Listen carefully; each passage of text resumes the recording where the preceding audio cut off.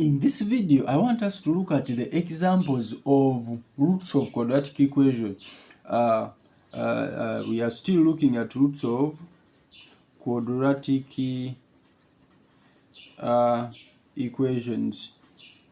But now we are going to look at the examples on how we use the roots of quadratic equation. Those who have not yet seen how we derived the sum and the product, I'll link the video in the description. Go and check it out. Watch it and then you can come back to this one. Now, when we are to get the general equation, the general quadratic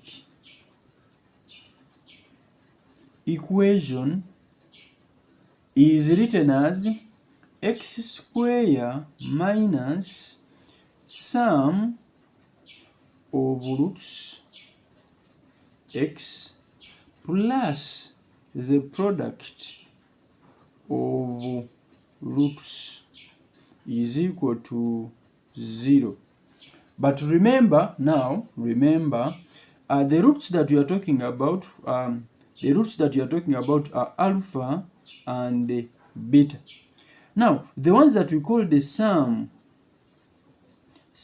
is alpha plus beta, and also the ones that we call the product is alpha beta.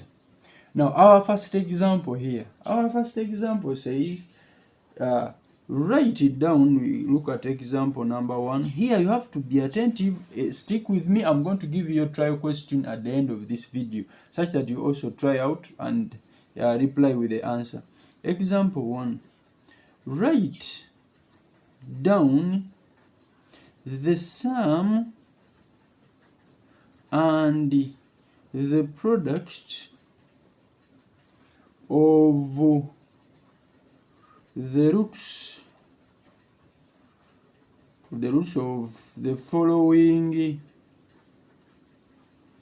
quadratic equations. Now I want us to look at part A. We have part A. Part A says you have 3x squared minus 2x minus 7 is equal to 0. Now, you don't need to cram anything here. You just need to know that my alpha plus beta is actually negative b out of A, and my alpha beta is actually c out of A.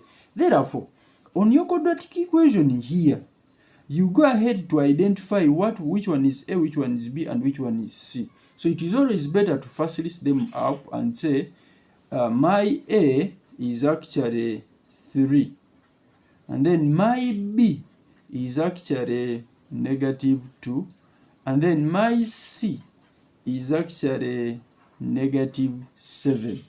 So to get alpha plus beta, we actually get, we substitute in, we shall have negative of negative 2 out of A, which is 3. So here you just be careful.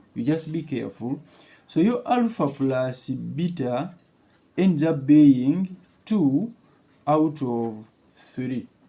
Then to get alpha beta is C out of A. So you check what is your C. Your C is negative 7.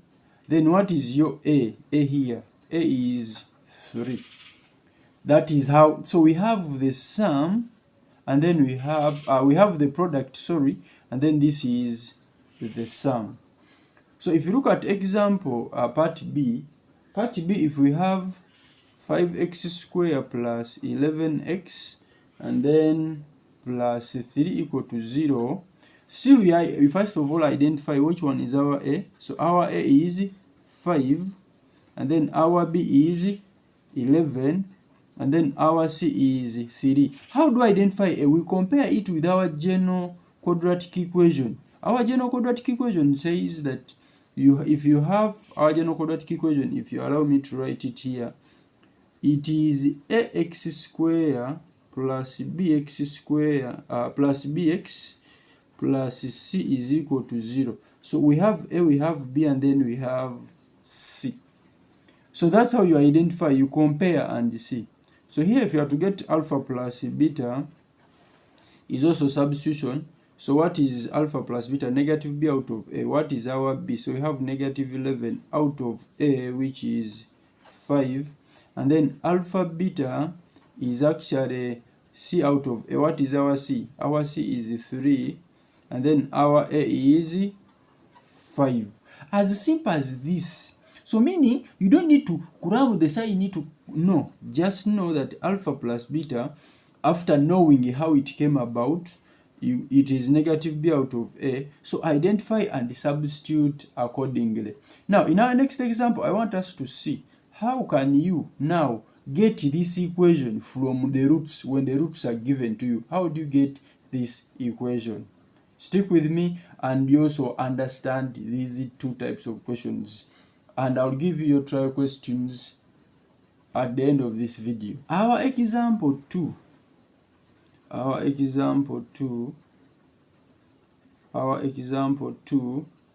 says, write down the equation,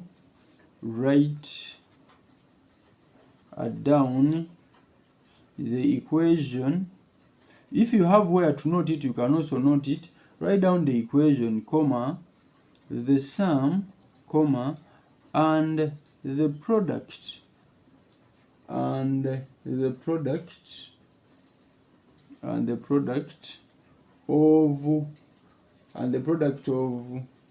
whose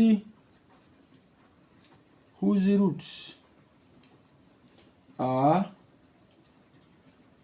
respectively. So let us look at part A. So part A, if you have roots as we have the first one, we have 3 and negative 2.